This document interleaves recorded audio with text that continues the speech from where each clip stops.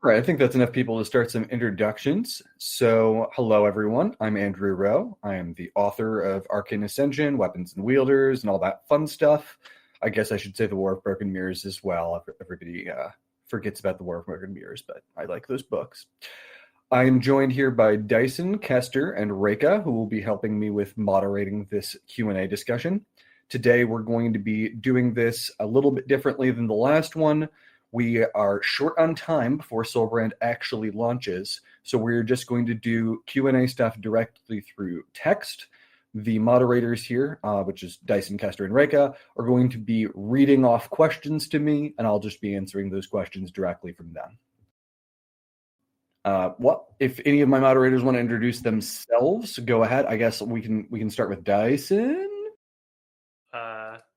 I don't know what to say. Hi, I'm Dyson. I've known Ro for a long time now, over about 15 years. 15 years, yeah. Same with the Ray. Right?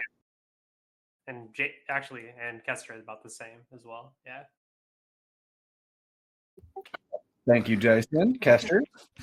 Hey, I'm Kester, and I'm the resident question answerer on the Discord for the Climbers Court, and master of ceremonies for these voice things so far. I also run the tabletop for the Arcane Ascension fan game that we had a lottery for here on the Discord. And Reka. Hello. First of all, I want to apologize to everyone in the chat who said hello to me, and I didn't respond because I wasn't actually on the chat page, so I didn't see any of that. Hello.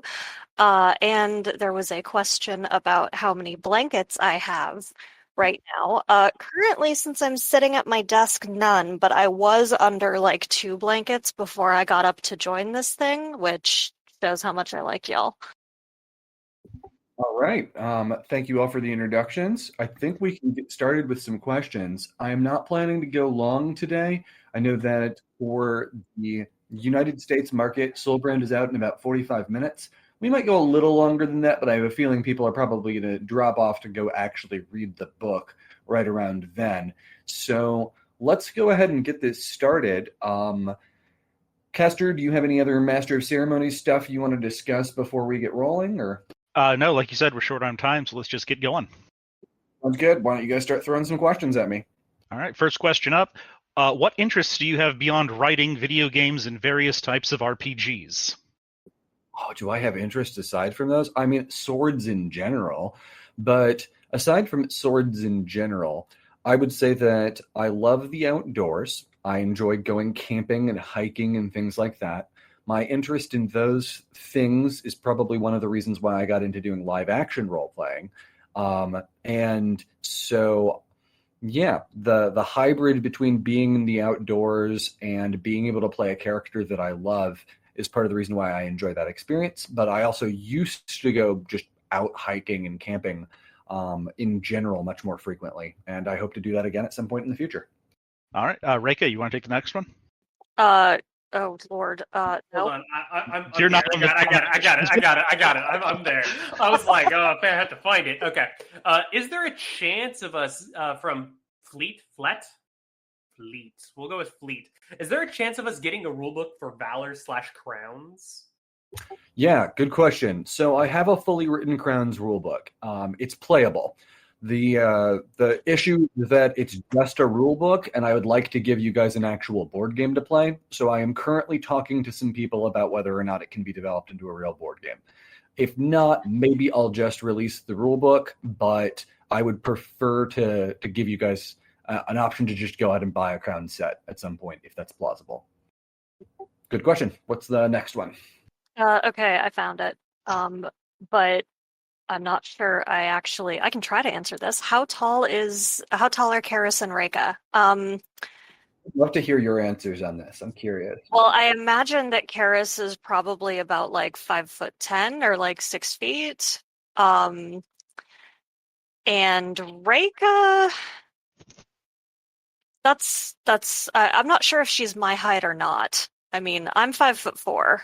I think she might be a little taller. I think she's like 5'6", 5'7". 5'6", 5'7" is probably what I would have given for Reika as well. Karis, I generally put at about 6 feet. Okay. Between 6 feet and 6'2", depending on how I'm feeling at that particular day. Whereas in terms of people who are more similar to my actual build, I'm about 5'10", which I'm sure why Ray said that.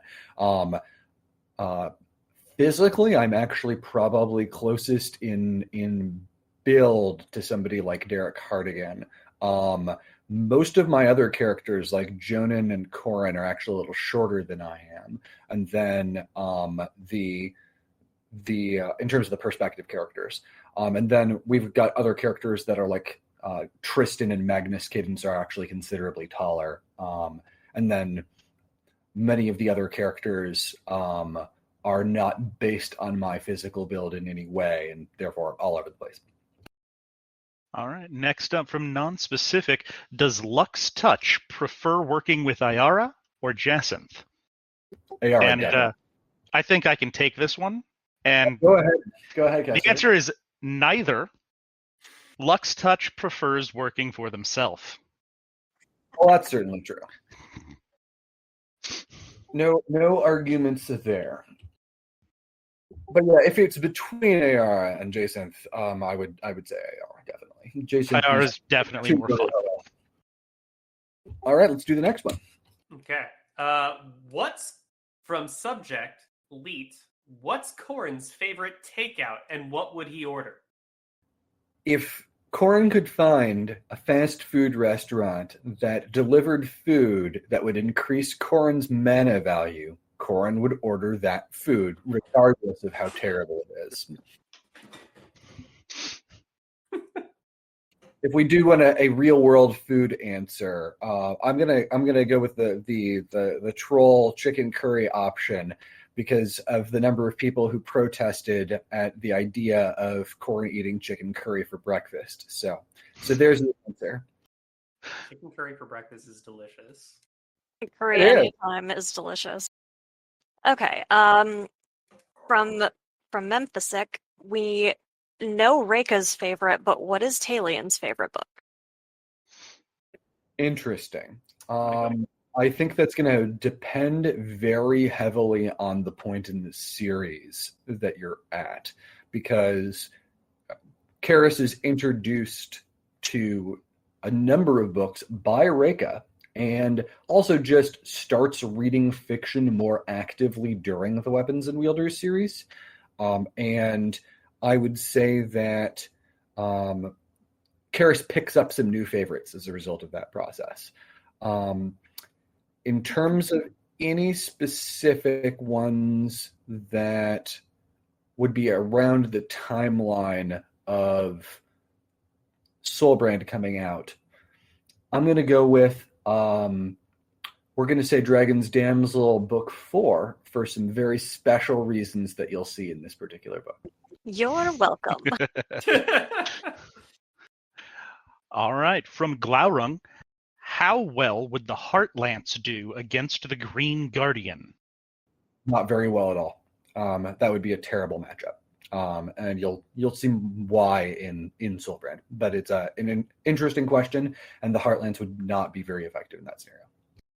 Also from Glaurung, how would Valian do against the Child of the World Makers that Andarin and friends, TM, were obliterated by in minutes? Read and find out. Eh.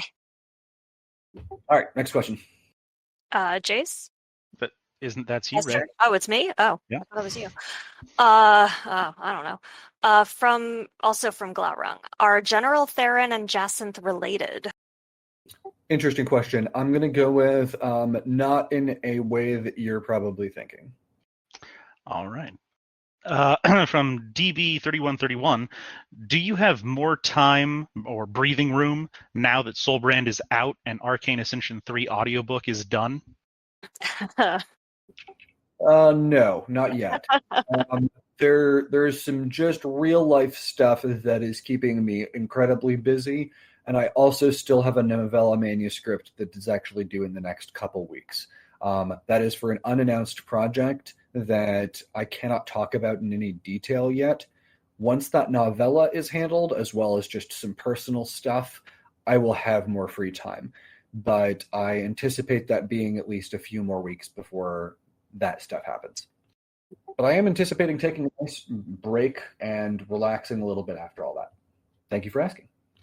Okay, it's from Moonbow Rose. Karis warns Corin against S-names of immense power. Isn't the god of the continent an S-name? Does that mean something? Great question. Next question. I saw that coming a mile away. All right. From Glaurung, using Karis's power scale, how strong would Jonan's white fire, Karis's silver fire, and Lydia's blue fire be rated? So, repeat the three that you want me to rate. Jonas's white fire, Karis's silver fire, and Lydia's blue fire. Karis's fire is going to vary heavily depending on which book you're in. There are some things that tweak that number a little bit in A3, but you can assume that prior to that, he is largely at the same rating that he gives himself at the end of A2 in the appendices, which is not very high. His firepower is not his strong suit. In terms of the other ones, Jonan is also not high. Like a 2 maybe. Lydia's is higher. Lydia is still not specialized in that, even with the ring. By the standards of Kaldwin, the ring-based attacks are not particularly strong. Maybe in the 5 range. Okay. From Glaurung, could Karis sense his own essence before acquiring Dawn's mana sense? Yes. Karis was already able to sense things like the essence inside his own body, as well as external essence of some specific types like metal, prior to any of that. And so you'll see some of that in the War of Broken Mirrors books. Certainly, the process of picking up Dawn assisted in increasing Karis's essence sense further. But in terms of internal essence, some degree of understanding of that is absolutely already necessary for doing things like Body of Stone and things like that, which Karis was able to do in the War of Broken Mirrors books. Next question. Let's see here. Is what Dawn is sensing the other sacred swords because of their connection to each other, or is she able to sense any similarly created weapon, even if it isn't one of the 6? Great question, and relevant within this book. The answer is that there is a connection there between Dawn and other sacred swords, and that is a part of it. But Dawn is still able to sense other similarly made weapons. Okay. Next question is saffron an S name or a flower name? Fantastic question. That is something that will be discussed in the books, but the ambiguity there is intentional. Is the symbol of the sword on the Flowbreaker shrine an equivalent to Dawn's symbol, or is it just there to show that it's a sword shrine? It is analogous to one of the symbols for Flowbreaker. That said, I don't have canon artwork for that yet, so that may drift. What music, if any, do you listen to when writing? Also, what is your favorite album or soundtrack? So I don't listen to music while writing all the time. Depending on what type of writing I'm doing, I often find having any kind of music distracting. But when I am listening to music, I will usually listen to something that is familiar, and I will generally listen to things like game soundtracks or remixes from video games. So my recent is the soundtrack for Octopath Traveler. That is sort of soothing, easy to listen to music that works pretty well for me for writing. I also frequently listen to things like Final Fantasy music, Castlevania music, Ys music, and things along those lines.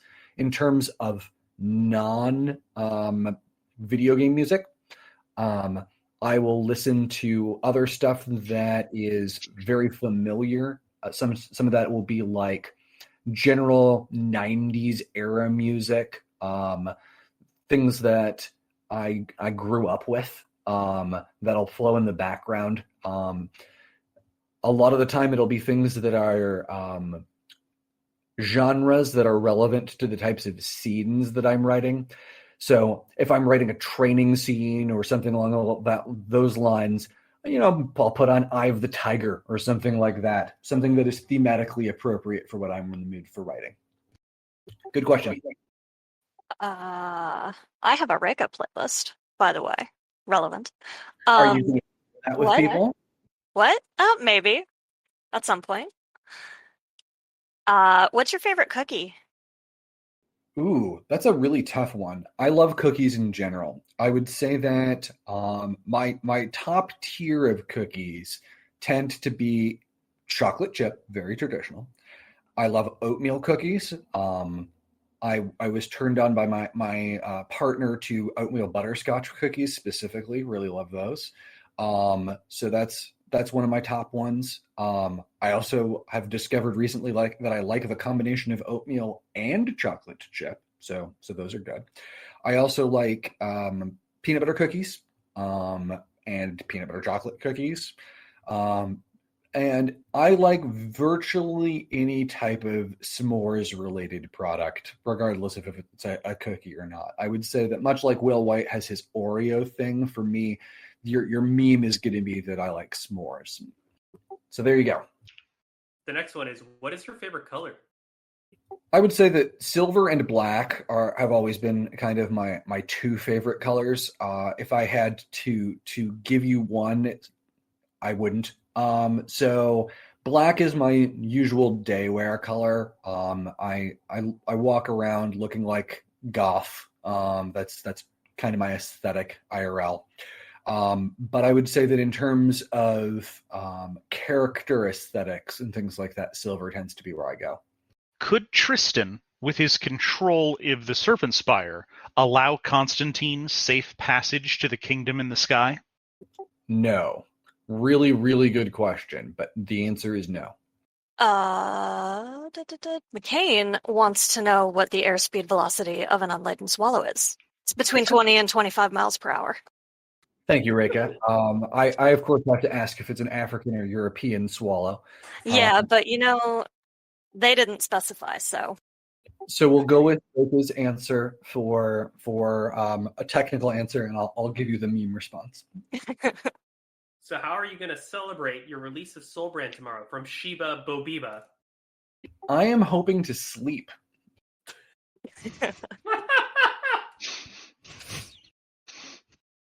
Legit. Ooh. All right. Which sorceries does Reka have a talent for that she doesn't know about yet? Oh, yeah. Which?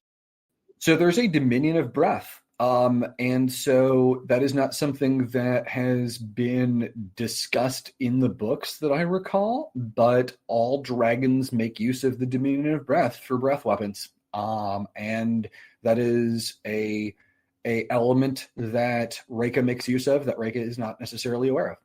And here I was going to say the Dominion of Coffee. Oh, well, I mean, Reka would be aware of that. Literally wearing a coffee shirt right now.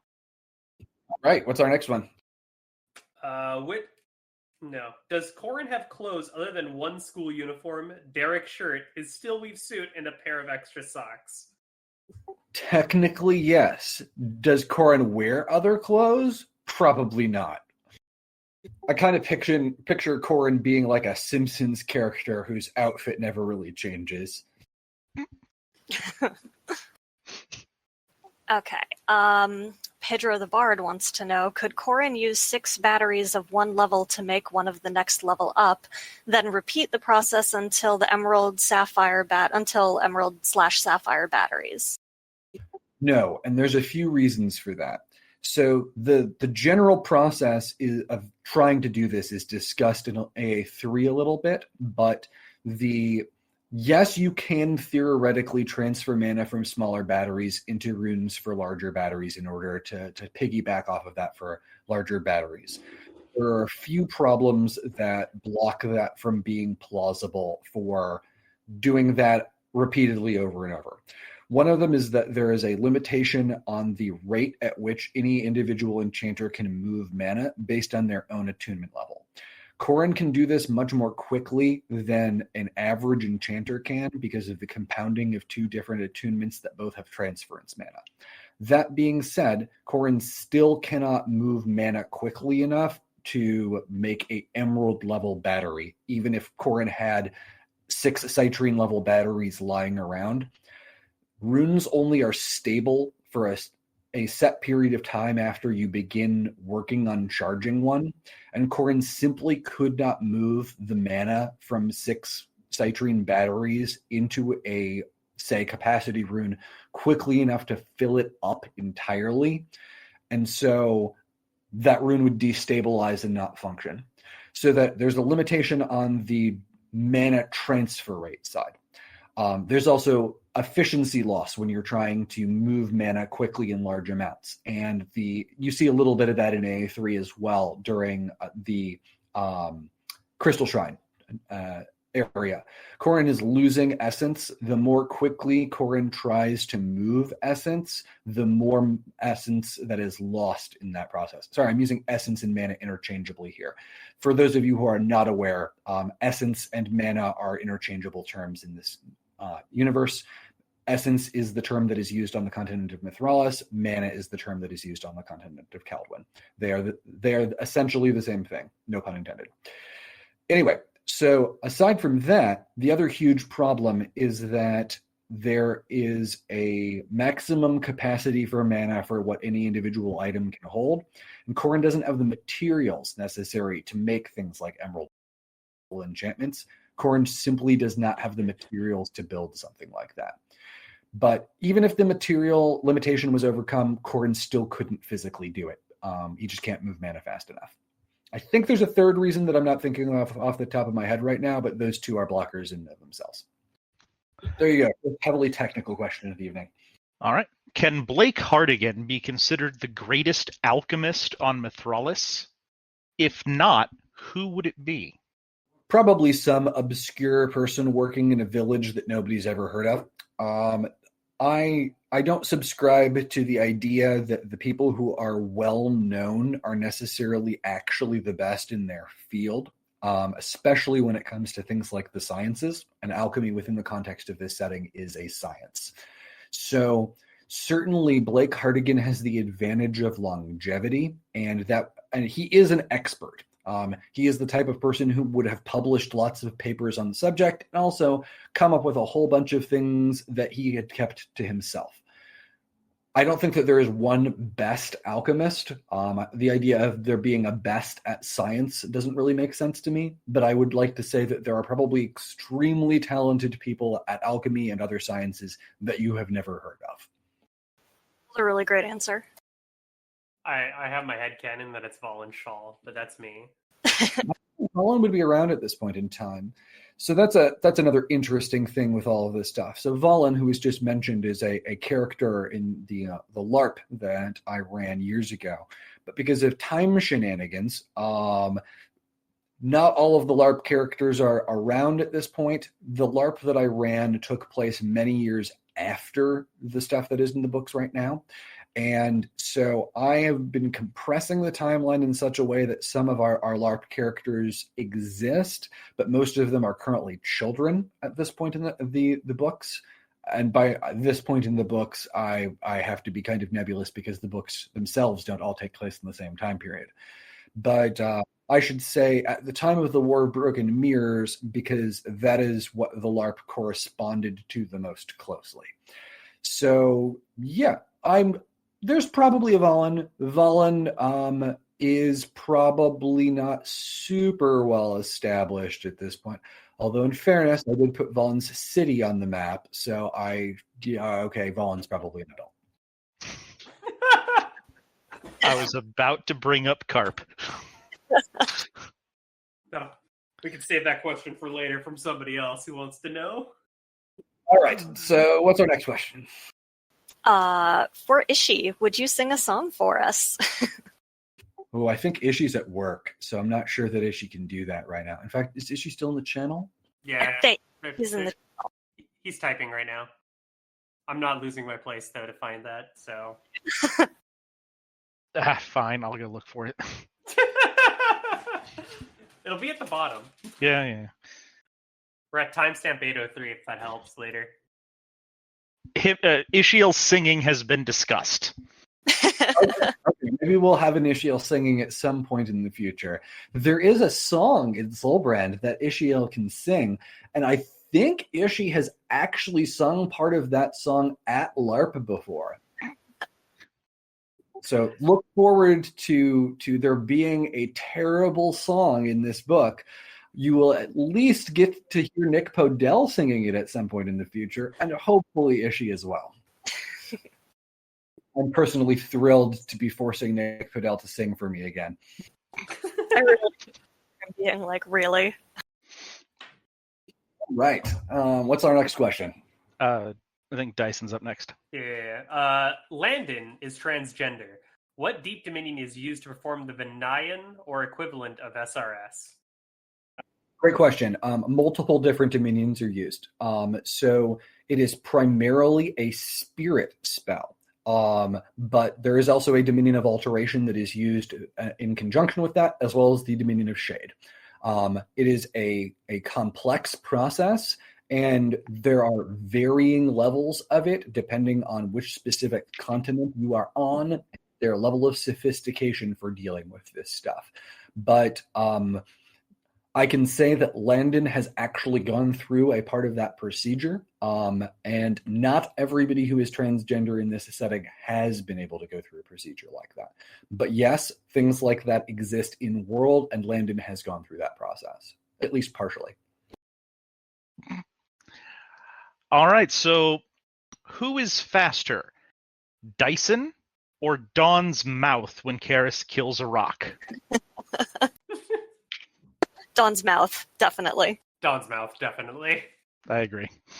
I doesn't really define mouth here, because if it's telepathy, yes. But if we're assuming that Dawn had a physical body, that would be trickier.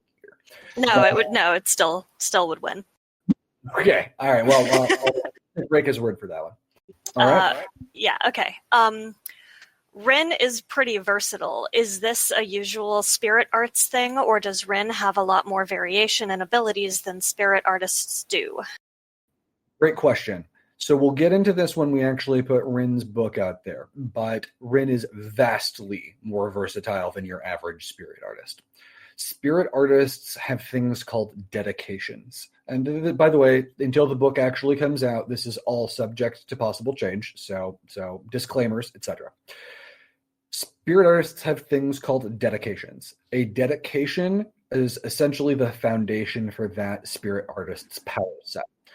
This could be anything from a speed dedication to a strength dedication to things that are much more esoteric. Rin's dedication has to do with copying powers, and that is just as broken as it sounds. Yeah.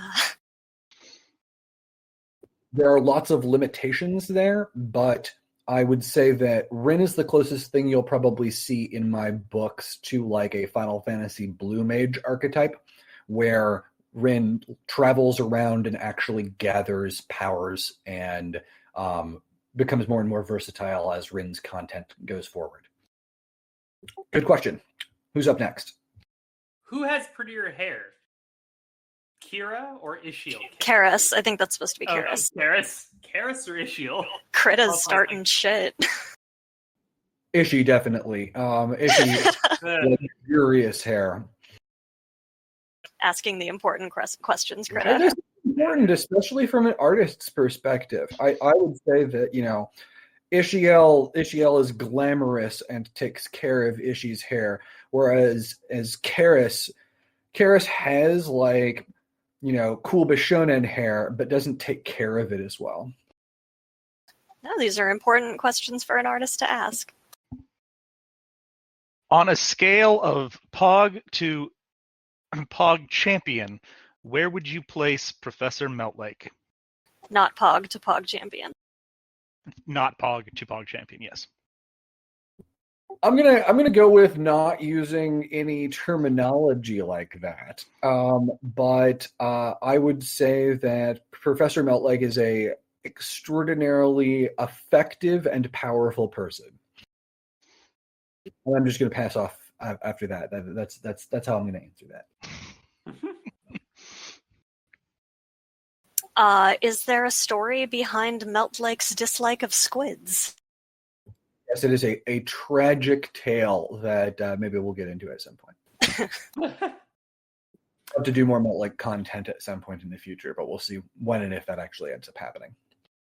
It's not an homage to how my mom is terrified of squids. No, but the whole duck thing is definitely based on it. Oh, I'm aware. I remember when we first saw that. That was hilarious. That's when I first learned that story. Yeah, we were listening to the audiobook in the car and I got really mad and Dyson was like, what's happening? All right, what's our next one? We know that Corrin can use mana threads to manipulate objects with transference mana in a general manner, like push or pull. Can he eventually use it with finder controls such as picking a lock? All that is physically possible. Corrin has not developed the skill for that yet. Whether or not Corrin is going to move in that direction, I'm not going to say too much about that because the mana threads are very important for Corrin as a character, and I don't want to spoil anything ahead of time, but I will say that Corrin can't do that effectively now, but it is technically possible. I'm going to hydrate. I'll be back in a couple minutes. I'm really excited for this next question. Me too. Yeah. I like how we're all like, yeah. I mean, yeah. I'm really excited. Anyway, so now we have to entertain people for the next couple minutes while we wait for Ro to get back. Sweet. Well, go to it, Dyson. So I'm gonna probably, with Ro's approval, I'm hopefully gonna start doing TikToks as Dyson a little bit more, where I can release some more lore knowledge out in the world, either reading from various lore scripts that will be allowed or anything basically that he'll let me do. Several people are typing. That sounds awesome.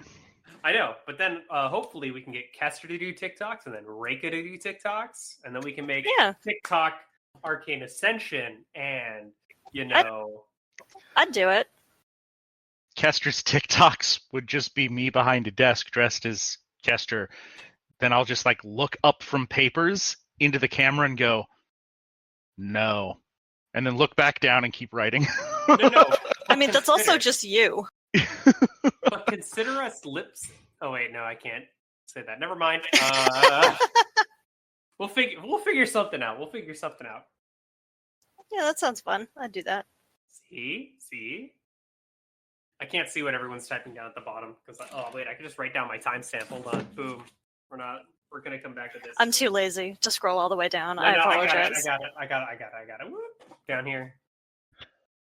Oh man, it's going too fast. I can't keep up. TikTok Ascension. Yeah, there we go. Look at that. I am back. I'm excited about your TikToks. Oh, sweet. Hey, so next question. Are Grammy, Iron, and Tervis dating? Oh no. Oh no. Find out. Read and find out. Just tell them to read and find out. No. Read the next book, guys. All right. That question is fired. Let's move on. Who's next? I forgot. I don't know. Okay. Rin's people, the Artinians, are known for having spirit magic. Would this allow them to access other dominions using spirits? Yes. Sort of. Yes-ish. More on that later. Yeah. Complicated, but yes. The next question is, what is your official opinion on Corrin X Jin? Okay, so I'm not going to go too much into ship stuff. No, maybe I will. Maybe a little bit. So, I mean, Corjan is the primary romance for my main series, so I probably should have at least some degree of commentary on it. So, they have a teen romance with everything that entails. That is something that can be compelling and something that can be absolutely awful and unhealthy for them both. And it is complicated and it is messy, and it is something that you will see more exploration of in future books. But I am not a huge romance writer in general. I do not intend to ever make romance front and center for any of my series. Something that you'll note with my romance writing in general is that I don't tend to make it work out particularly well for anyone involved. Now, that is not saying that I will never do a nice, successful protagonist romance at any point in time ever, but my romances in general are going to be messy. So if you're expecting any kind of easy, happily ever after happening for Corjan or for any of the other relationships in the series, I would say not to get your hopes up too much for that. That being said, I love the fact that fandom can explore things playing out differently, and I encourage you to explore ships like that or any of the other ships from a fandom perspective further. I'm not saying that this is going to end devastatingly or anything like that, but there's going to be a mess with basically any kind of main character romance that I show on screen at any point in time. So there's your warning labels for any romance that I'm writing. You'll see some more other romance stuff, messiness in Soulbrand as well. All right then. Does Blake Hartigan always reincarnate as the same gender? No. Would a pair of socks be an acceptable gift for Karis? Sure. I mean, especially if they've got like swords on them. Sword socks. Why not? Now I want those. I think we can find that. We can make that happen. I'm sure you could. All right. What's our next one? What does the Dominion of War do? Dominions as a whole are flexible. There isn't just one function for any of them. So you've seen a little bit if you've read War of Broken Mirrors of the Wandering War using the Dominion of War for things like weapon conjuration and things like that. That's one possible application of the Dominion of War. In terms of game mechanics for like RPG things that I've run in the past, War has a lot of meta magic stuff for things like making spells have a broader range, as well as some general things like siege warfare style spells for demolishing things like barricades and things like that. But there's a lot of possible applications for any Dominion. I'll leave that one at that. I think we'll get into like how each and every Dominion can be used at some point in time when we actually release a RPG rule set. I don't know when we're going to ever get around to doing that. I'm still talking with publishers about the possibility of publishing RPG stuff. I would love to get something out there soon, but that's complicated and messy in a way that is not too dissimilar from the relationships that I write. So we will see when that's possible. Okay. There's a question here, and I also see that Ishi said, "Hello, magnificent Dragon King," which is excellent. Does Mara know how to make moonshine? What, because she's a farm girl? Yes, of course she does.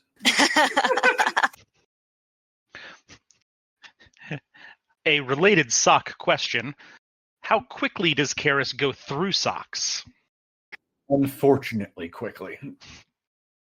Next question is, what would Karis see if he looked in the Mirror of Erised, which is the Mirror of Desire from Harry Potter? Swords. More complicated than that. Yeah, I mean, like, sure, swords is an easy answer. You're not wrong. Well, but it's the funny answer. It is the funny answer. So Karis has issues with mirrors. That will be explored in Soulbrand. So there would be some interesting things in there. There is a point in this story where Karis looks at a reflective surface and sees something specific. I'm not going to say what that is, but it is related to the Mirror of Erised question. I'm going to be vague about that because it ties into some long-term story stuff, but keep your eyes open for some mirror and reflective surface related scenes in Soulbrand. Very interesting question. Dyson? Didn't I just ask that question? Yeah, Oh. he did. Sorry. I was like, I just did it. I'm being distracted by a cat. Anyway, since Karis's aura slowly breaks down things like normal clothing, does he have to buy socks at an alarming rate, or does he own some enchanted socks? He has to buy socks at an alarming rate, although he does get something at some point in time that helps his equipment degrade a little bit more slowly. Okay, and now that Venora and Velnira have made a whole new with Lydia, a new hole with Lydia. Wow, I can read, really. Trying this again.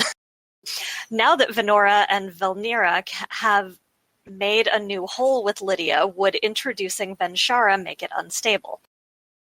Not exactly. It would be more complicated than that. Venshara will be discussed, even in this book.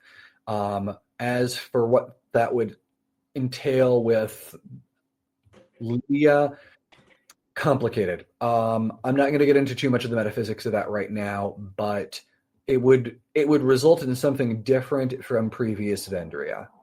And the Lydia with two pieces, I would say, is not comparable to Vendria.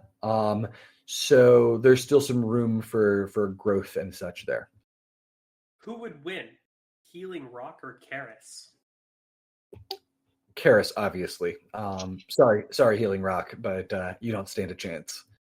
What artifact, besides attunements, could be considered the greatest item created by Kaldwinians? This gets into the subjectivity of what greatest inventions are in general, and all that in science. Because for some people it's going to be innovations in transportation. For some people it's going to be innovations in terms of things like prosthetics. For some people it's going to be things that improve farming and other things that are important for the quality of life, energy production, that sort of stuff. I would say that in terms of technology that is available on Kaldwin that is not available elsewhere, there's a lot of that in terms of things like improvements for clean water, or the environmental barriers around the whole nation of Valia. So it's a tricky question. I don't think I can give you a clear single answer to that. I would say that some of the foundational technology behind specific enchanted items would be major innovations that would be useful anywhere. The way that their enchantments are structured is different from, say, Artinian enchantments or Mithralian enchantments, and the innovations in that are relevant to the entire framework for how Kaldwinian technology works. So things like the structure of how capacity runes and recharge runes work. That's probably the level that I'd operate at if I was answering that kind of question. It's a really specific question. Okay. Important question here. Has Karis been a mimic all along? Definitely not. And that's a horrifying question to even ask. But there is an argument to be had that not that Karis is a mimic, but that Karis is not what most people would believe Karis to be at this point in the series, and there's some shenanigans going on there. So Karis definitely not a mimic, but Karis is strange. And I guess everybody knew Karis was strange, but there's some interesting things with that line of questioning that go beyond the obvious no. I'll leave that at that. It is 9 p.m. Pacific time. I'm going to keep going, I think, but I'm going to going to briefly look and see whether or not the book is showing up in the store at this point. I will take this moment to apologize in the interest of getting as many questions in as possible before the release. I want to apologize for names being dropped off of the questions. Yeah. Yeah. I am not seeing the pre-order being up yet,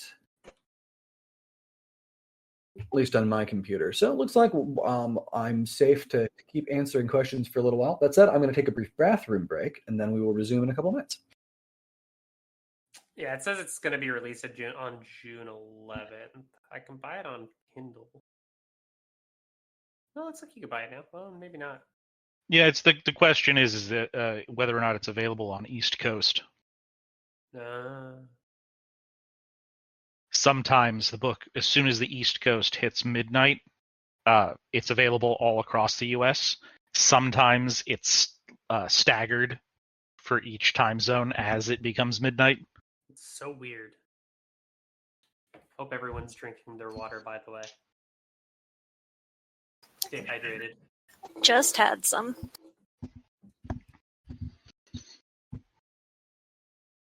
Kester, have you had water? Yes, I've had a large glass of water with me this whole time. Nice. Kester, you know what I'm actually going to miss then, now that you're not in California? What's that? Going to the tea house with you. Yes, that is true. When you visit, we will go. That'll be nice. I'll treat. My treat. We go. We'll get a group. So yeah. We got to go to the coffee house too. Which The harbor house. Oh, Harbor House. I was like, which coffee house are we? I don't know, the place we go to that has the coffee where we always get pulled over for some reason on the way there and back. Oof. I just go there for their waffles, man. Their shakes are pretty good too. They got good stuff. I hope it's still open. Yeah, that's fair. I'm gonna look. Great waffles and strange experiences with police every time for some reason. We're good. It's still open, everybody. Great. Sorry for everyone who's came here for Ro, and now you're stuck with me, Kester, and Rika. When I type H-E-H-E, it's not me saying hee-hee, it's me going Yep. Kester just like, good lord. You signed up for this. I You did. became our friends. All right, I'm still not seeing the book up, but hopefully it will be available soon. Let's go ahead and take some more questions. Yeah, the next question is, I don't understand. Okay, anyway. If Karis had a stand, what would its abilities be, and what song name would you choose as his stand's name? Stand's name. Okay. Now we get to figure out if Andrew Rowe has watched JoJo. I was like, I've never seen it, so I was like confused. Yeah. I'm familiar with JoJo. So, let's see. I think the obvious answer would be Heart of the Sword for the song. And in terms of stand abilities, the easy thing to default to would be something related to removing opponents from existence or something along those lines. Or just general sword combat stuff. But I would say stands are absolutely broken nonsense powers. So, I mean, all the main character ones, at least. Karis would probably have a stand that is, how about, let's say, a conceptual cutting power that is, transcending the boundaries of canon. That sounds about right for JoJo. So, Karis's stand will cut in one location, and then, somewhere in another manga, somebody falls over and dies. Sounds right. All right. Karis versus a fifth ideal Windrunner from the Stormlight Archives. Who wins? Seen a fifth ideal Windrunner in the Stormlight Archives, so it is impossible to accurately answer that question. But that being said, from what we have seen, Karis would absolutely demolish most of the Stormlight characters, because Stormlight characters, with the exception of actively utilizing their powers, tend to move at normal or close to normal human speed. Whereas Karis, at the time of Weapons and Wielders, even without using something like Body of Dawn, is already basically bullet timing. And so, yeah, it's really hard to fight somebody who's a bullet time character effectively when you are not a bullet time character. Obviously, somebody like Kaladin or somebody like that has more maneuverability, but I don't think that would be anywhere near enough to compensate. Even with like regen and things like that a Stormlight character can stack, I think that it would be a mismatch. I would say War of Broken Mirrors, Sal, would be a better matchup for somebody that like a high-level Windrunner. But by the time Karis gets Dawn, the speed difference is too high. Okay. How many separate dominions are there? That depends on how you define dominions, so it gets complicated. But in terms of the standard set, there are 12 prime dominions and 48 deep dominions. So, Karis versus Kelsier, what happens? That's actually even more of a stomp in Karis's favor if we presume that Karis has the mask. Because my interpretation of the character, and this is obviously going to be subjective, different authors are going to have different readings of this stuff, which, Sanderson will tell you himself when Sanderson is listening or talking about these matchups from characters across series. The Mask of Kishore would block Atium from being effective, and therefore Kelsier would lose the one major advantage that Kelsier had, assuming Kelsier even had access to Atium. And most standard Mistborn powers would be pretty easy for Karis to work around. Again, Kelsier is more mobile than Karis is. Coin pushing gives Kelsier the ability to move around the battlefield more easily, but unfortunately, that requires moving around based on a small metal object, which, metal shaping gets rid of really easily or moves around really easily. So there's some interesting dynamics there, but I don't think that Kelsier would be a good matchup there. Does Sheridan have the dominions and knowledge necessary to bring the dead back to life? Depends on how you define bringing the dead back to life. Denny could pull off something along the lines of reanimating a body. Probably not anything that you would consider to be resurrection. Question from a straight line and definitely not Zig. What are the names of the Mithralian days / months? Oh, I actually have the Mithralian calendar. Yes, I really do. Give me a minute. He really does. Oh, I have it too, actually, in some notes. He can probably pull it up faster, though. I have it in a Google Doc. I have it as a Google Doc as well, but it's, yeah. but it's like back in Jace's stuff. So whether or not that's even accurate anymore. Yeah, mine's from like Beyond the Veil days. So yeah, the stuff is out of date, so keep that in mind. This is not necessarily still canonically accurate, but the calendar has 10 months, each of which has either 36 or 37 days, and maybe we should just paste this in chat rather than me trying to articulate all of it. But yeah, they are basically all named after deities of the setting. So in terms of the months, so they're like Lysade, Lysande, Corday, Saityrde, Zerade, Erade, Ainde, Carde, Ayarde, and Airde. So that's your months. One of my people who has access to that Google Doc can paste it in text, so you've got that context in text. Here, I think this is it. Let me know if I'm wrong. I'm not going to look at it right now, so good luck. I'll scroll down. All right, next question. Gojo Satoru from Jujutsu Kaisen versus Katashi. Who would win?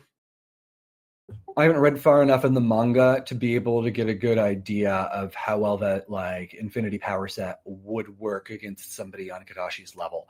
So can't answer, don't have enough information. Yeah, it's too difficult for me to ballpark Gojo's power set without having read the full scope of the manga. Considering the name of his series, is it intentional that Corrin's surname Cadence is a close anagram of ascend? That's awesome, and I'd love to take credit for it, but no. I came up with those independently. But super cool. We can role play that I came up with that. All right, next one. I'm still scrolling. Hold on. Go ahead. I got it. Is the nation of Valia and the language thus being Valian connected to Valian just a coincidence? So that is not related. I will say that there are many linguistic connections between my character names, location names, etc. But Valia is actually named after the same foundation that Valeria and Velthrin are, which is Velrin, one of the world makers, and not Valian. But it is a good question. I mean, it is named after a person, just a different person. And it looks like Soulbrand is now out in the United States. So if you want to go read, that is available. I will keep going for a few more minutes, but we are going to start winding this down so that people can go and enjoy the book. Reika, have you found the place yet? No. Oh, wait. Maybe. Yes, I think. I see white question marks. Okay. Let's about another 15 minutes. No, here. Okay, here we go. Okay. Is Corrin plotting to take over Vinaya? And what you said, Vinaya? Is it Vinaya or Vinaya? It's Vinaya. Oh, I've been saying it wrong this whole time. Is Corrin plotting to take over Vinaya? And what answer to that question can I get besides read and find out? Corrin daydreams about taking over continents, the world, the universe, etc., as any normal teenager would. Whether or not that could be construed as being actual plans, not really at this point. But there's always the future. How much do you think about applying the laws of physics when it comes to magic? I.e., the faster you move, the more energy is required to continue moving at that rate. So things like high-level physics, I'm not worried about it. There are specific elements of physics that I do pay attention to, but things work notably differently in this setting enough that basically I'm paying attention to the in-world rules as opposed to our world's rules. Okay. How likely is it that Corrin will survive? I'm definitely not going to answer that question. It is a valid question, but nah. Is it me again? Yes, you. It's me again. Why hasn't Edria conquered Cytenia yet? Really good question. So Cytenia has resources at their disposal that make that a little bit harder than it sounds.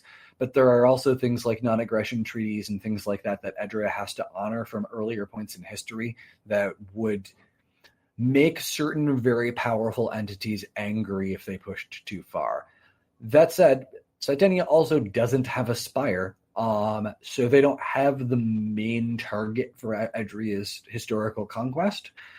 So that's another element to that as well. Can you acclimate to other mana types without an attunement? Let's say like 1 purified stone mana per day and increase it over time. Would the body start producing more of that mana later on?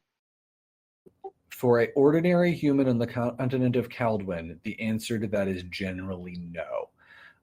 If you were a Mithralian human, the answer would generally be yes. Okay. So, hey, Kester, are you real? I think I'm real. That's all you need. That's fair. I mean, fair enough. Thank you. Are there any artifacts that were legitimately made by the Teos gods? I mean, what do you mean by legitimately? Yes, there are. Yeah, you've actually already seen one, but I'm not going to tell you which one it is. Will we ever see? Will we ever get to see the memory of the world? Oh, interesting. Maybe. I'm not actually sure. Maybe. Okay, I have to get ready for this one. Reika, we love you. How many blankets you got? Oh my god, I had my headphones half off because I was talking to my husband. I love you too. And like how many in general? How many right now? How many do I sleep with on my bed? How many do I have on the couch? Like what? I don't know. Horde count. What's it How at right many now? you got? Just in general.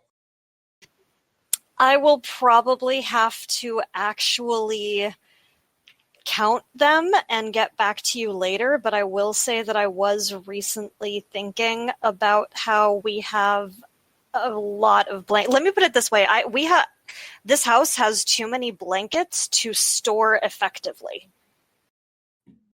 And my mother-in-law actually is a quilter and makes a lot of really beautiful quilts, and so is my aunt-in-law. So we have like a ton of custom quilts. I actually have a really beautiful Halloween quilt that she made me that I will post pictures of later because it is gorgeous. But no, this house has a lot of blankets, and at some point I will count them all for you. Okay, is it my turn to ask a question? Yes. Okay, how powerful is Jacinth's Hardigan star replica? Ugh.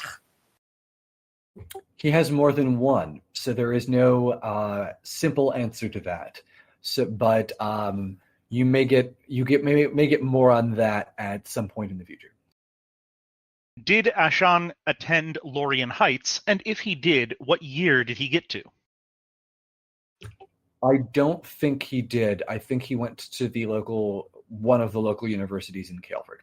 I don't have a canon answer to that, but I think that he went to their local university. Okay. Do crystals have a higher enchanting capacity than metal? Depends on the specific material. There's more than one type of crystal and more than one type of metal. So, yeah, depends on the specifics. Okay, we have a double question here.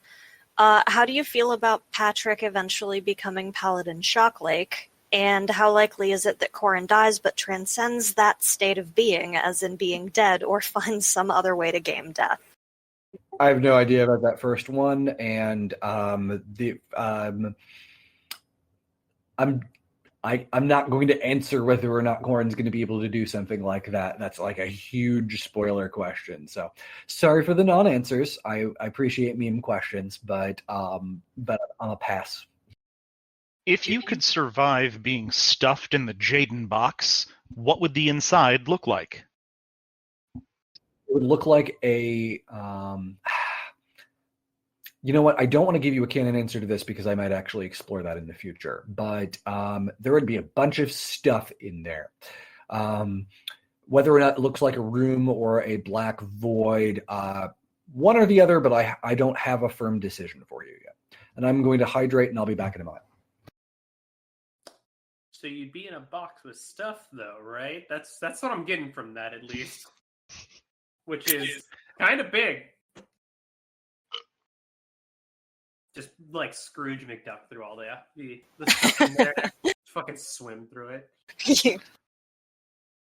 I mean, that could be a way of getting around not knowing what's in the box, so you don't know how to get something out. Yeah, Just go into the box, dig around till you find something cool, and have somebody summon you back out. You have to have somewhat like the ability to figure out what the item was called, though. Because if you're really smart, you could just can you put stuff in there with like a different name? the way Corin uses it, Corin like gives whatever he's storing a unique name to be recalled later. Yeah, but that doesn't mean other people didn't do that. So, like, you'd have to just kind of say words and hope stuff comes out.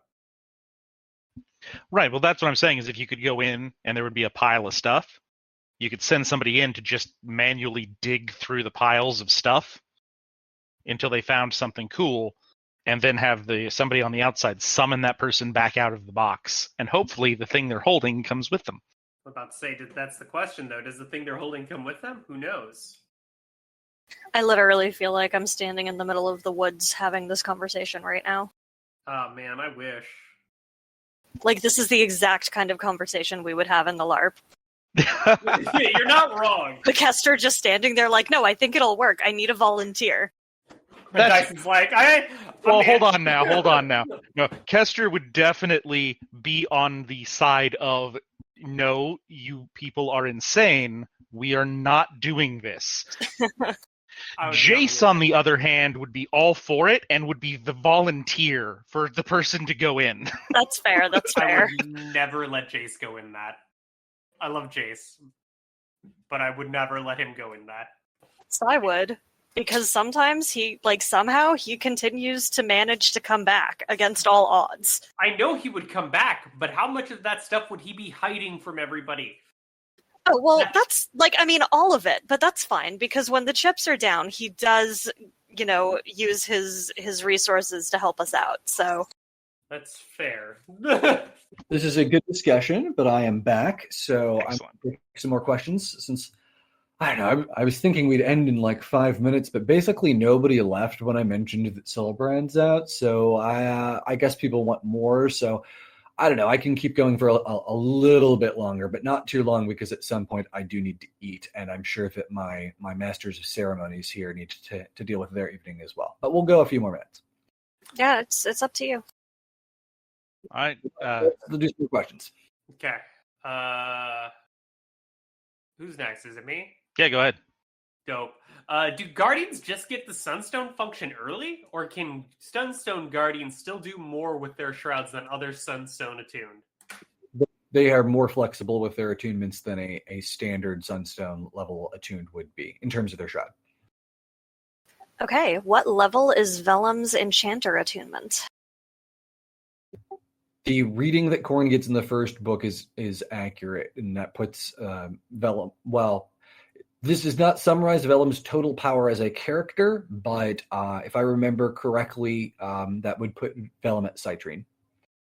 Is Hardigan's Star some kind of super battery that continuously stockpiles Dominion essence of fire? That is not how it works. You will find out eventually how Hardigan's Star works, but that is not how it works. Okay, here we go. Can Dyson outrun death? Depends on which death we're talking about. Fair answer. Do the Serpent Spire attunements have a unified theme, design philosophy, or design quirk? Sort of. I don't want to go into this into too much detail because it is going to be explored in the future, but there was a conscious process that went into which dominions go to each specific spire. Are the Zixian vaults producing any kind of significant amounts of ambient mana? Yes. Could the Seventh Spire potentially have a god beast or goddess? It could potentially have those things. That's it. That's all. One.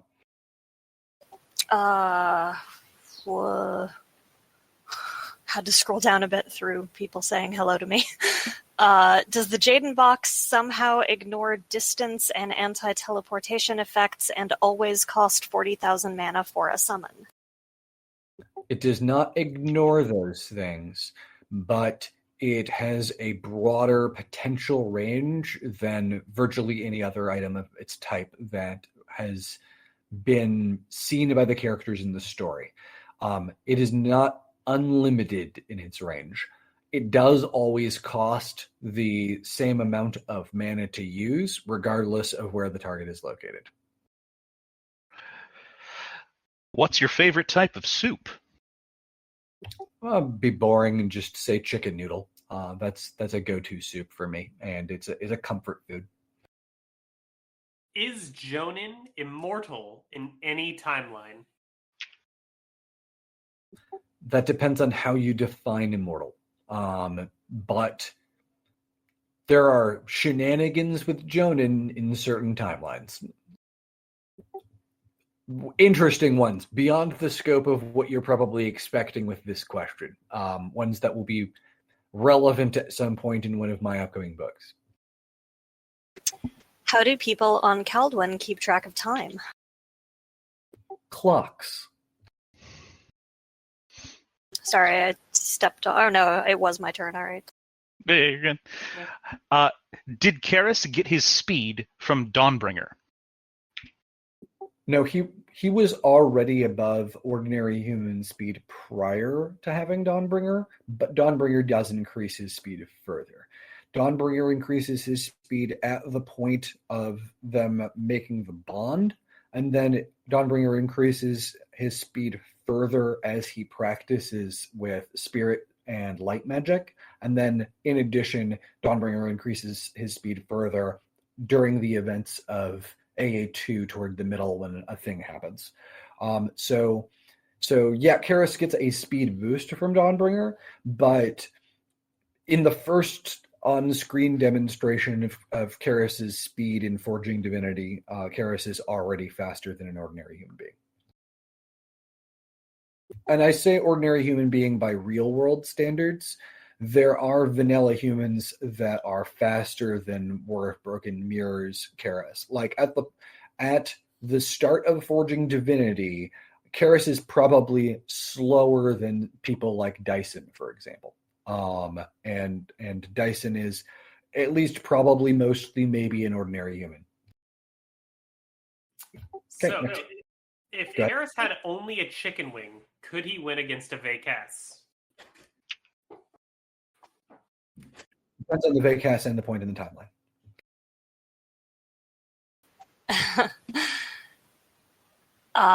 Do you get any inspiration from Wuxia like Overgeared? I do get inspiration from some things in like, and I'm going to say these wrong, Wuxia and Xianxia genres. I've not read Overgeared, but I'm a big fan of things like Forge of Destiny, for example, which is a Western Xianxia novel. People know that I'm a huge fan of Cradle, which is another Western Xianxia novel. And I absolutely like watch wuxia television shows, movies, things like that, and take some degree of inspiration from that stuff. What attunement did Counselor Lenoy have? I don't remember off the top of my head. I think it was light-based, but I don't remember which one. Probably Purifier, something along those lines. No attunement seems to be directed to personal combat quite like the Shaper. What are some other attunements that could easily classify for the Hydra division? There are a lot of them. A lot of the Edrian attunements, like Executioner and Pyromancer and things like that, are very directly combat-focused. Will there be IRL Crown/Valor?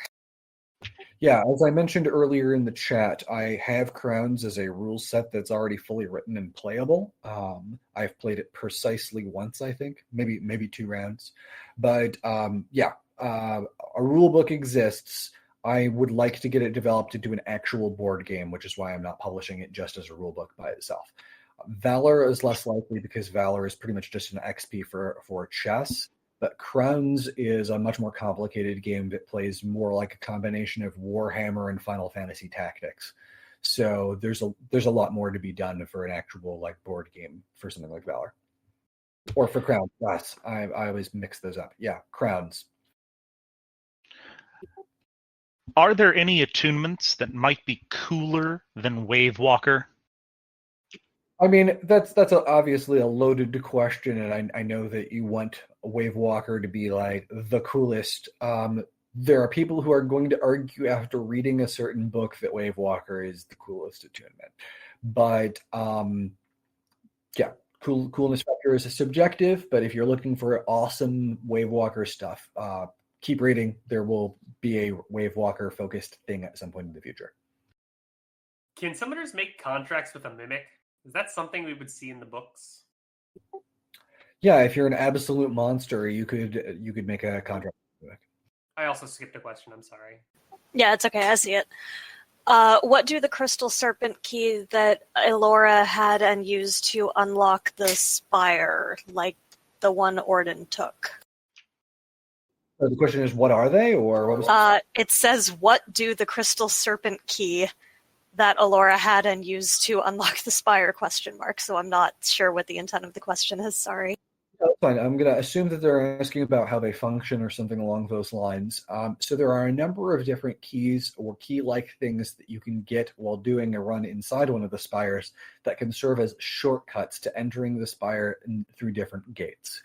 These different gates will take you to different parts of the spire, either different specific floors or administrator sections or things like that. So if you are lucky or unlucky enough to stumble upon one of those keys, you can get access to parts of the spire that you would not normally be able to enter from. If Corin is so short, then how short is Sarah? Corin is not that short. Corin's like 5'7", guys. I know it's a meme, but yeah, Corin's not actually that short. I picture Corin being around 5'7", like I said, and then Sarah's probably about 5'4", somewhere in that range.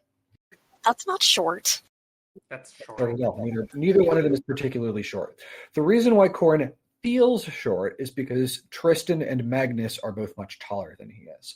And so I'm not going to say he's got a complex about it, but he always looked up to his father and his brother growing up, and they are much taller than he is. So he like compares them to himself and feels short by comparison. Whose turn is it? Is it mine? I think it's mine. All right. If someone was checking Sarah's mana between when it registered at 968 out of 112 and 0 out of 0 in the Serpent Spire, what values would they see? It would gradually diminish from that top number down as Sarah expends mana. So like mana was being spent, but there would be a point where it would just zero out when basically serious damage occurred and the attunement became temporarily non-functional. I'm scrolling past the chicken curry stuff, and now I want curry. I'm hungry, yeah. Okay. I'll go get some food at some point soon. Let's say we'll call it at 9:45 Pacific. Well, I can't get curry either way because the curry place is closed. Tragic. Yep. What's your favorite monster in the Arcane Ascension universe so far? No matter how you define monster, I mean, I think Reika is probably the answer. Wow. I mean, if you count Dawn as a monster, then we're going to have some sort of like competition there. But yeah, I think Reika has to be the answer. Yeah, I think Dawn would be even more offended at that. Reika is definitely a monster. I'm not the Rock Destroyer, sir. That's true. Also, I want you to know that on the emotes on the little emoji guys on that question spell out Corin. Aww. All right, let's get the next one. We're only going to do a few more, and then we're going to call it. How comparable to real-life programming are subglyphs? They are not at the same level of sophistication, but they are directly analogous to real-world programming. What language is Resh from? Liadrin. At the time of Arcane Ascension 3, has Karis learned Edrian well or other languages on Kaldwin? I don't know if I'm going to say much about Karis' level of knowledge of Edrian because I think that would be a spoiler, but I think that it is fair to say that Karis has learned more of at least one major language by that point in time. Is the Green Guardian Diamantine's spirit? Read and find out. Does Meltlake's specialization cause her to gain mana faster in any way? complicated, but I'm going to say that in the way that, I'm actually going to say no. I think that it's more of a side grade. Yeah. Um, I'm gonna go with no on that. There are arguments to be made for saying yes, but I think that the simpler answer is no. Okay, what is the next book? Also vellum manuscript? Ha. No, no vellum stuff. But the next book that I will probably be releasing is a unannounced novella. That is a secret project. After that, it will probably be Arcane Ascension 4, but I'm not going to commit to that at this point in time. Arcane Ascension books take a really, really long time to write because they are extremely long. I do want to get Arcane Ascension 4 out as quickly as possible, but there are some shorter projects that may come out in the meantime. Will we see who the white-haired man is? Yes. When Corrin changed the subglyphs, did he make the attunement think the safe mana level was exactly 360, or was it some other number from Sunstone E to A?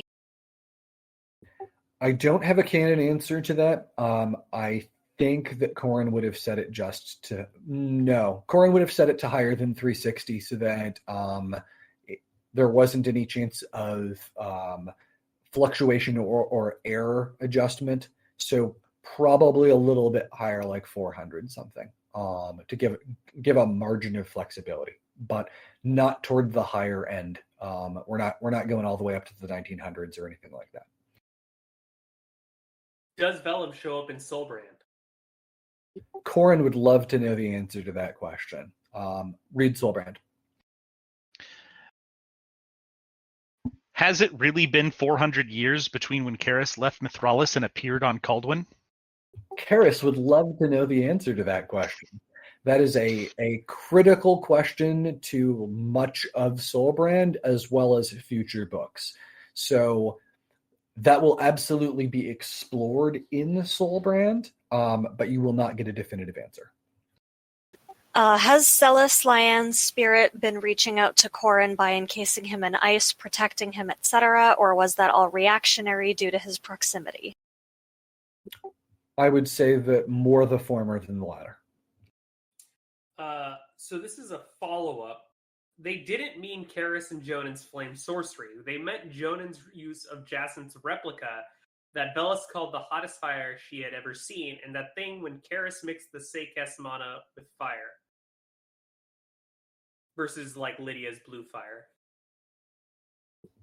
Okay, valid questions in terms of number scale. The replica ring, that particular like ring power source was not earth-shatteringly strong by Kaldwin's standards, but in a range that is closer to comparable to the ring that Lydia uses. So in that 5 or 6 range. The Karis mixing fire and annihilation stuff, not really quantifiable. High. Asphodel is a flower name. Is she evil and working for Jacinth? An excellent question, and one that will be potentially explored at some point in the future. Flowbreaker's spirit resided in the pommel crystal. Is that true for all sacred swords? Complicated in that even for Flowbreaker. So that is... I'm going to say that no, that is not generally how that works. Okay. This question is from Ishiel, and it's, how did I know that Akkadi's agents were in the 6 Sacred Swords tournament? You were following them. Because you're cool. Because you're a creepy stalker with teleportation magic. I think we'll probably... Okay, we'll do one more question from each of you, And then we're going to call it there for the night. I think that this is a good time to wind down. Ifrit calls himself the guardian of a sacred sword. Shouldn't that be considered beneath his station? No. That is also probably not a title I should have used. So if that is how I phrased it, that would not be accurate. Ifrit is the guardian of the Fire Temple, specifically, which is supposedly where Soulbrand was made. Ifrit is not the guardian of Soulbrand. Those are two separate things. So sword shrines, temples, different things. The elemental temples are supposedly where the swords were built. The sword shrines are where people like Reika actually physically guard the swords when there are people who are doing the quests to try to retrieve them. Ifrit guards the Fire Temple, not Soulbrand's sword shrine. Those are two separate things. So if I had Ifrit use that terminology, then I misphrased things. I'd have to go to look at the wording to see if I did that correctly or not. But Ifrit's role is different from what, say, Reika's role is. They're interrelated, but they're not the same thing. Good question. Let's do the next one. Okay. What's your opinion on fan fiction about your stories? Fan fiction is rad. Keep writing it. I can't necessarily comment on it if I read it because of copyright stuff, but I might on occasion anyway because I don't really care. Yeah. It's generally a bad strategy for authors to interact with fan fiction in any way because of legal matters, but I kind of ignore that more than most authors do. I like fan fiction. I have both read and written fan fiction for things before. I like engaging with the fandom in general. I am hugely flattered by people engaging with my universe and wanting to contribute to it. So please, by all means, keep doing fanfic. He and I used to fight about that. He's winning me over, though. Yeah, it's a complicated subject matter, but basically I think that once my hand is off of the keys, the universe belongs to everybody else who's reading it, and I think that they have every right to explore what they're reading. The idea that any one author is the sole person who is allowed to engage with the imagination that comes from thinking about characters, I think that that's ridiculous to me. Everybody is going to have their own interpretations of these characters, and different people are going to come up with different ways to explore the setting and the characters and all of that than any one author ever could. And I think that there's value in that. So yeah, by all means, continue engaging with fanfic and other forms of fan material. I would not be where I am today without exploring other universes as a fan. And I think that it's valuable for people to be able to do that. Also, as a tangent related to that, and I apologize for rambling on this subject, but I think it's an important subject. I think that there is basically no difference between fan fiction and what we see for the innumerable number of things like people writing Sherlock Holmes stories today. It's just that because those things have passed into the public domain, that it is now legal for anybody to engage with Sherlock Holmes or King Arthur or that sort of thing. But I think it's kind of an artificial divide. The only relevant divide to me is that I do think that it is a good thing that the original author is the only one that is generally able to publish things for profit for a set period of time. And that is so that smaller writers do not get completely overwhelmed by big companies that would jump on their works if they fell into the public domain immediately. So I do think that there is some value to copyright in terms of letting small authors be able to make profit off of their works and not having some giant corporation be like, oh, this thing's popular, I'm just going to start publishing movies in this setting without the author's permission. So copyright has a degree of value in that regard, but in terms of fandom, I think that fandom's awesome. Engage with fandom. Have fun, guys. Sorry for the rambly response. Oh, we got one more. Am I the last one? Yeah. Oh, okay. Does Aspire have a considerable population of any other elemental except researchers? Yes, it depends on the specific spire, but there are absolutely other elementals that reside in and work inside spires. It's a good question. Okay, and with that, I'm going to call it for questions for the evening. Thank you all for participating, listening to this stuff. Thank you to my hosts here, both in terms of the people who run the Discord and in terms of Dyson, Kester, and Reka for running this chat and asking me all these questions. I appreciate all of you doing that. Thank you for my beta readers who read through the book and gave me all sorts of comments. I hope I didn't miss too many of them.